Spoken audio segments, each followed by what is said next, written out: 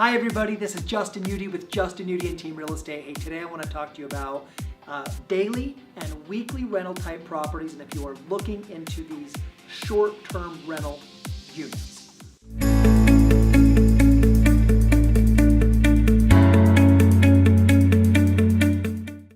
Now folks, one of the things I want you to be aware of is in the real estate purchase contract, they have changed a number of items. Now, they have changed these items because as the market has evolved, more and more weekly, nightly type rental properties are coming up. In fact, a number of people are changing their business to focusing on what they call a VRBO. A VRBO, just so you know, is basically a website that you can put your property on the market. Somebody will locate it and say, hey, I will pay you $60 a night to stay in your extra bedroom or your basement or your third-party room, right? And so a lot of people are doing this in way of vacationing, traveling.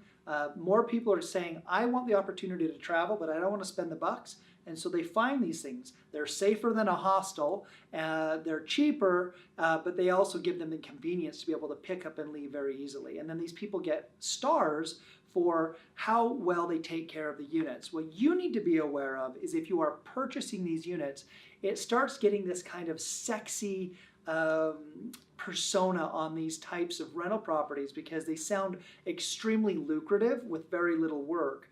But what happens is sometimes we don't get the fine print, and these are the things I just want you to quickly be aware of and think about that I have had to bring up to clients that have came to me with these types of units, okay? Number one is that at any time you look at one of these properties, you are making it subject to any future rentals.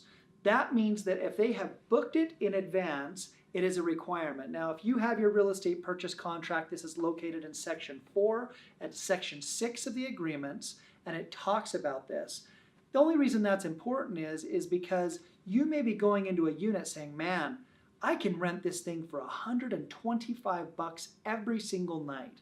And so that's what you have planned on, that's what you've put on paper, that's what you have mortgaged for the month.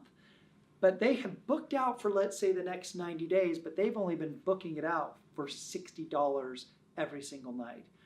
Maybe half of what you actually budgeted. So at the end of that month, you thought you were going to have this amount of cash, it was actually half, and now you don't have enough money to pay the mortgage that month. That's why it's an issue. It's subject to any future rentals.